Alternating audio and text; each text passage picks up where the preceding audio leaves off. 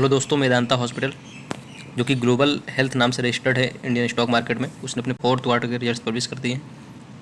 Data million में है, मैं आपको करोड़्स में अनाउंस करूंगा। एक्चुअली इन्होंने 0.5 रुपीज़ पर इक्विटी शेयर का डिविडेंड भी अनाउंस किया है। इसके बाद अगर क्वार्टरली रिजल्ट्स की बात की जाए, प्रेजेंट क्वार्टर में जो कंपनी की इनकम है 954 करोड़ की, जबकि पिछले क्वार्टर में कंपनी की इनकम 959 करोड़ की थी। तो क्वार्टरली बेसिस पे अगर कंपनी का रेवेन्यू देखा जाए तो फ्लैट रहा है, में कुछ खास चेंजेस देखने को नहीं मिल रहे हैं।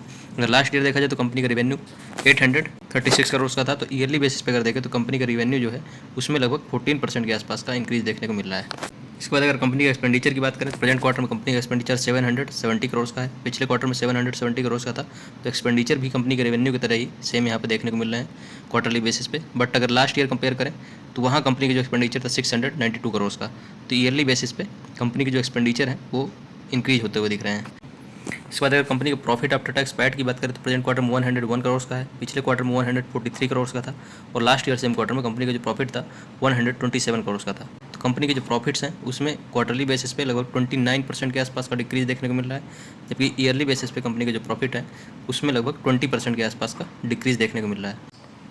कंपनी का रेवेन्यू जो है क्वार्टरली बेसिस पे फ्लैट है, मतलब कोई चेंजेस नहीं है, और ईयरली बेसिस पे इंक्रीज हुए हैं। बट यहाँ प्रॉफिट में क्वार्टरली और ईयरली दोनों बेसिस पे डिक्रीज देखने को मिल रहा है। इसका सबसे इंपॉर्टेंट रीज़न जो है यहाँ पे अगर आप ध्यान देंगे, एक्सेप्शनल आइटम 500 मिलियन मतलब लगभग 50 करोड़ के आसपास का एक्सेप्शनल आइटम में इनका एक्सपेंडिचर हुआ है।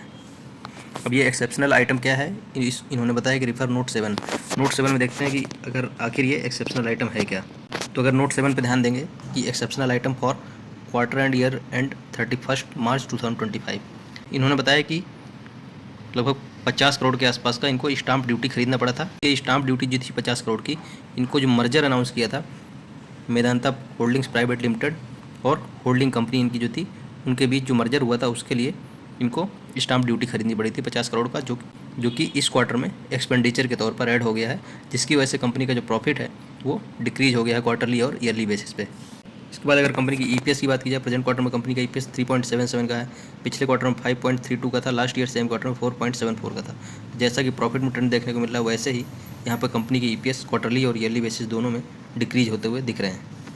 अब अगर कंपनी की शेयर होल्डिंग पैटर्न की बात की जाए तो प्रमोटर्स की शेयर होल्डिंग में यहाँ कोई चेंजेस नहीं है क्वार्टरली बेसिस पे। दोनों क्वार्टर्स में 33.03% की शेयर होल्डिंग है। एफआई की अगर शेयर होल्डिंग देखें तो क्वार्टरली बेसिस पर डिक्रीज देखने को मिल रहा है। पिछले क्वार्टर में एफआई की शेयर होल्डिंग 12.48% की थी, अभी डिक्रीज होकर 11.76% हो गई है। अगर डीआईज की शेयर होल्डिंग देखें तो क्वार्टरली बेसिस पे इंक्रीज देखने को मिल रहा है। पिछले क्वार्टर में 10.51% की शेयर होल्डिंग थी, अभी इंक्रीज होकर 11.93% हो गई है डीआईज की शेयर होल्डिंग। तो ओवरऑल अगर रिजल्ट्स की बात की जाए तो एक्सेप्शनल आइटम जो इन्होंने स्टाम्प ड्यूटी इस क्वार्टर में खरीदी है, उसकी वजह से कंपनी जो है लॉस में आते हुए दिख रही है क्वार्टरली और ईयरली बेसिस पे। एफआईआई की शेयर होल्डिंग डिक्रीज होते हुए दिखी है और डीआईज की शेयर होल्डिंग क्वार्टरली बेसिस पे इंक्रीज होते हुए दिखी है। और कंपनी ने 0.5 रुपीज़ पर इक्विटी शेयर का डिविडेंड भी अनाउंस किया है।